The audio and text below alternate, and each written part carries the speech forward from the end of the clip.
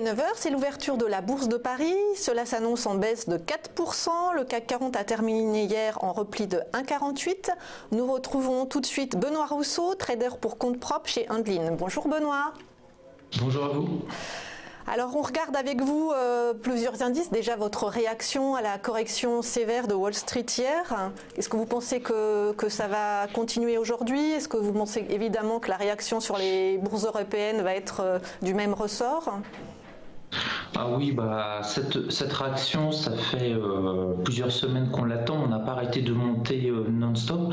On en parlait la semaine dernière qu'on commençait un petit peu à patiner, on en parlait jeudi, vendredi dernier, que ça commençait à patiner sur les indices américains et qu'on commençait à avoir des craintes inflationnistes et notamment la productivité américaine qui avait déçu vendredi après-midi à 14h30, ce qui a entraîné une première vague de baisse. Donc, quelque part, il n'y a rien de particulier. Alors, pour beaucoup de jeunes traders qui n'ont connu ces dernières années qu'un marché qui montait lentement, mais doucement, etc., ça peut surprendre une telle volatilité des moins 4, des moins 5. Mais finalement, c'est peut-être le retour normal au marché. C'était ce qu'on avait assez souvent, je ne vais pas dire couramment, mais assez souvent avant le QE. Donc, des variations de moins 3, moins 4, moins 5%, voire plus 2, plus 3, plus 4%. C'était quasiment notre quotidien, donc je ne vais pas vous mentir, je suis très heureux qu'enfin ça bouge et qu'on puisse en quelques heures gagner, éventuellement perdre autant d'argent que ce qu'on pouvait faire en 3 ou 4 mois en s'ennuyant. Donc enfin ça bouge, chouette. Et les rendements obligataires américains qui s'envolent, vous pensez à quoi faut-il s'attendre là dans les jours prochains sur ce segment de marché? À partir du moment où on a les rendements américains qui s'envolent, qu'on a des craintes d'inflation, on a une correction du marché. Alors est-ce qu'elle est plus violente qu'attendue? Elle est en tout cas extrêmement violente. On a passé par du moins 7, du moins 8 sur le Dow Jones en cours de séance hier. Oui. J'allais dire rien d'anormal. C'est toujours ce qui se passe. Finalement, on a deux cycles en bourse. Taux bas, les actions montent, c'est favorable aux actions. Des gens qui ont 1 ou 2 millions d'euros, ils vont investir en actions plutôt que de placer leurs 2 millions de dollars à 0,25%, ce qui n'a aucun intérêt. Et par contre, quand les taux montent, ils préfèrent retirer leur argent, notamment sur le fait que la bourse a pris près de 200% ces 7 dernières années selon les indices.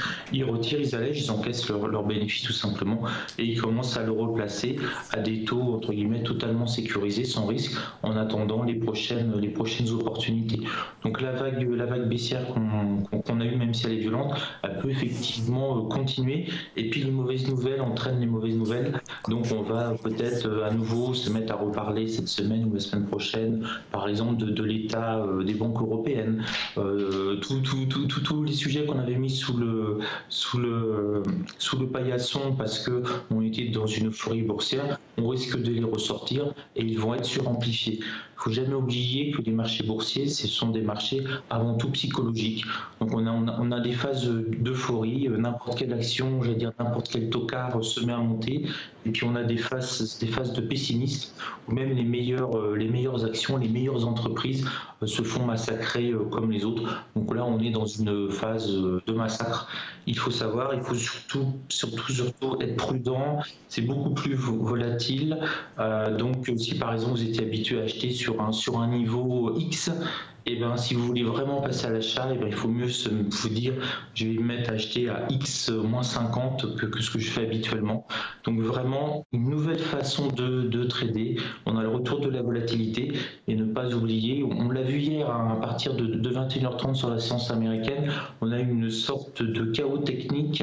On s'est mis à baisser à 21h30 et on a été chercher le plus bas journalier. Et même après 22h sur les marchés américains, notamment le Nasdaq, entre 22h et 22h15, on a fortement vu qu'il y avait des ventes, quasiment pas de panique, mais qu'on commence à sentir un petit peu la peur sur les marchés.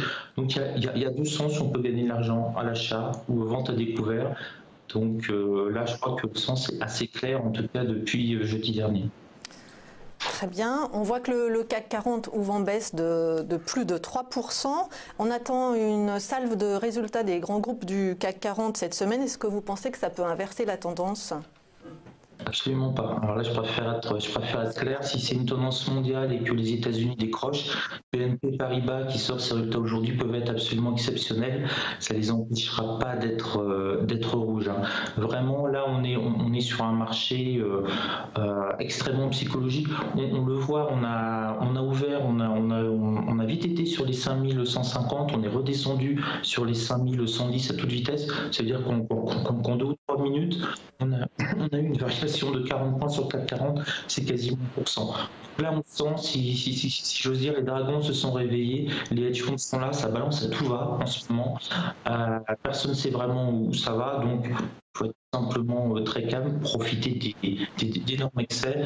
Et là, c'est plus la journée des scalpers et des traders. Au niveau du swing, c'est beaucoup plus compliqué de prendre position à long terme. Justement, on commence à avoir des zones d'incertitude. Et peu importe les résultats, je sais que ça fait pas plaisir quand on dit ça, il faut être réaliste. En bourse, on est là pour gagner de l'argent. Quand on a les statistiques du chômage en France, par exemple, ça fait pas bouger le CAC 40. Même les entreprises du CAC 40 fichent complètement des données statistiques économiques françaises. Et là, dans cette situation-là, les données, les résultats du CAC 40, BNP Paribas, etc., même s'ils sont bons, si on est vraiment sur une phase baissière, ça n'empêchera pas aux actions de rétrograder. Là, c'est vraiment une vision globale qu'il faut avoir. On tourne, on fait les 3-8 sur les marchés financiers. Les Américains baissent fortement, ça contamine le Japon qui baisse aussi fortement. On s'ouvre en Europe et il y a tout qui baisse et comme ça s'auto-entretient. Donc, bien surveiller les supports surtout. D'accord. Bon, merci beaucoup Benoît Rousseau, trader pour compte propre chez Enlil. Retour maintenant au CAC 40, donc en baisse de 3,02% à 5125,94. Au palmarès, tout dans le rouge.